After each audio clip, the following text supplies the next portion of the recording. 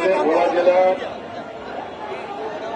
আমরা খাদ্যে স্বয়ংসম্পূর্ণ, খাদ্যে উদ্বৃত্ত। আমরা সবসময় ভোলা জেলা অবহেলিত।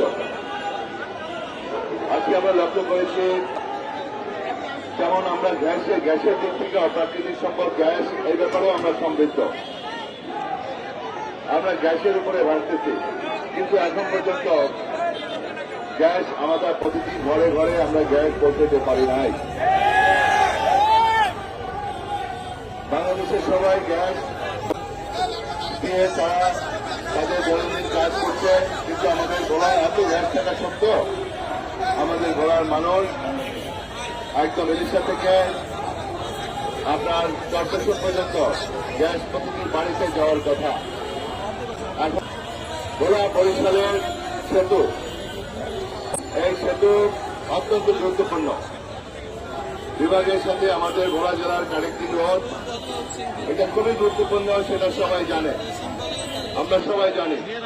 আজ পর্যন্ত ভোলা বরিশাল সেতু স্থাপন করা হয় নাই, নির্মাণ করা হয় নাই। ভোলার শিক্ষার দিক থেকে খুবই অনগ্রসর, চারিদিকে নদী।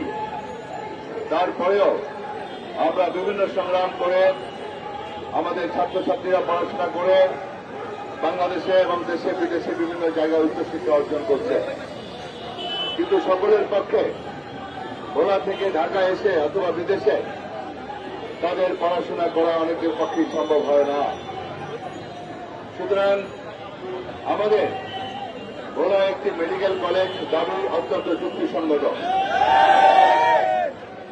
আমাদের উচ্চশিক্ষার জন্য, চিকিৎসা বিজ্ঞানের জন্য আমাদের ভোলা একটি মেডিকেল কলেজ, এই যে দাবি নিয়ে এসছে, এটা অত্যন্ত যুক্তিসঙ্গত। আমি অবশ্যই এই দাবির সাথে একত্রিত ঘোষণা করছি।